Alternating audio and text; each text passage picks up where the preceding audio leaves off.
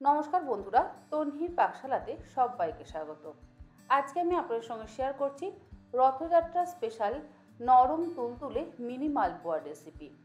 আশা করি বাচ্চা বড় সকলেরই এই মালপোয়াটা ভালো লাগবে। তাহলে দেখে নেওয়া যাক আমার আজকের এই ভিডিওটি।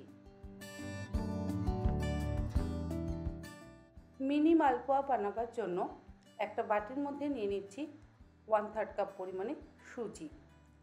তার সাথে দিচ্ছি 1/3 কাপ পরিমাণে ডেসিকেটেড কোকোনাট বা নারকেল কোড়া। 1/2 কাপ পরিমাণে দিলাম ময়দা। 1/4 কাপ পরিমাণে দিয়ে দিচ্ছি গুঁড়ো দুধ অর্থাৎ মিল্ক পাউডার। তার সাথে 1 চা চামচ পরিমাণে গোটা মৌরি। 1/2 কাপ পরিমাণে দিচ্ছি গুঁড়ো চিনি। গুঁড়ো চিনি ব্যবহার করলে ব্যাটারটা গুলতে সুবিধা হয়। আপনারা চাইলে দানা চিনির ব্যবহারও কিন্তু অবশ্যই করতে পারেন। এরপরে শুকনো উপকরণগুলোকে মিশিয়ে নিয়ে এর মধ্যে দিয়ে দেব 1 কাপ পরিমাণে দুধ।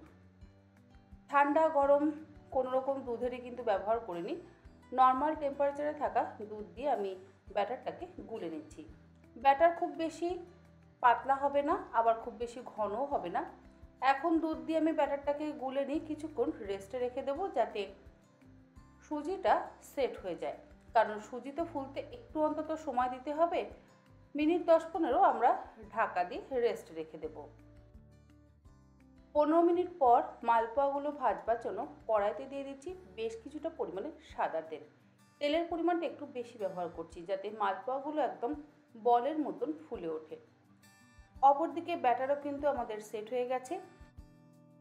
সুজিটা ফুলে ব্যাটারটা যেহেতু ঘন হয়ে গেছে, সেই জন্য আরও 1/4 কাপ পরিমাণে দুধ আমি এই ব্যাটারের মধ্যে দিয়ে ব্যাটারটাকে আরেকটু পাতলা করে নেব।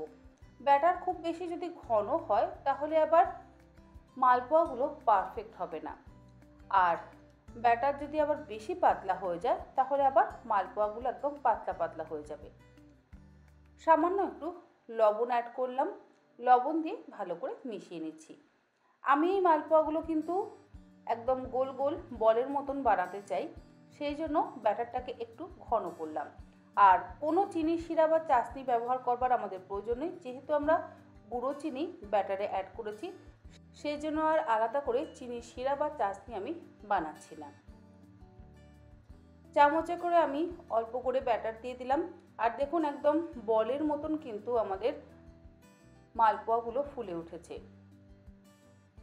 আপনারা যদি আরেকটু বড় বড় মালপোয়া বানাতে চান তাহলে হাতায় করে আরেকটু বেশি পরিমাণে ব্যাটার তেলের মধ্যে দেবেন, দেখবেন আরেকটু বড় সাইজের একদম গোল গোল ফুলকো ফুলকো মালপোয়া কিন্তু তৈরি হবে।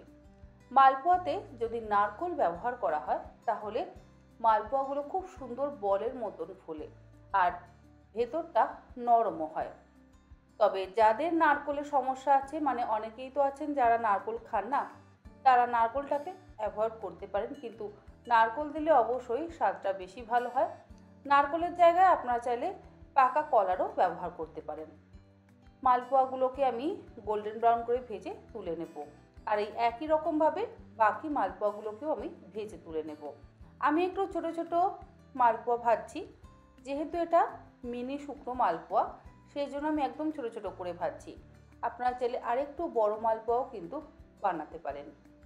আর যদি আপনারা রসালো অর্থাৎ চিনির রসে ডুবিয়ে মালপোয়া তৈরি করতে চান তাহলে ব্যাটারে অল্প একটু চিনি ব্যবহার করবেন, বেশি পরিমাণে চিনি অ্যাড করবেন না। আর আলাদা করে একটা চিনির শিরা বা চাশনি তৈরি করে নেবেন, তার মধ্যে মালপোয়াগুলো ভেজে কিছুক্ষণ ডুবিয়ে রাখবেন। দেখুন আমার মিনি মালপোয়া কিন্তু ভাজা হয়ে গেছে, তুলে একটা পাত্রের মধ্যে রেখে দিচ্ছি। আর এই একই রকমভাবে বাকি মালপোয়াগুলোকেও আমি ভেজে তুলে নেব। আশা করি আমার আজকের এই রথযাত্রা স্পেশাল মিনি মালপোয়ার রেসিপি আপনাদের ভালো লাগলো। ভালো লাগলে আপনারা যে কোনো দিন বাড়িতে বানান, স্পেশালি রথের দিন তো অবশ্যই বাড়িতে বানান। আমার মনে হয় আপনাদের সকলেরই ভালো লাগবে, বিশেষ করে বাচ্চাদের তো অসম্ভব ভালো লাগবে। আজ তাহলে এই পর্যন্ত, আবার হাজির হয়ে যাব অন্যদিন অন্য কোনো রেসিপি নিয়ে। ভালো থাকবেন, সুস্থ থাকবেন, ধন্যবাদ।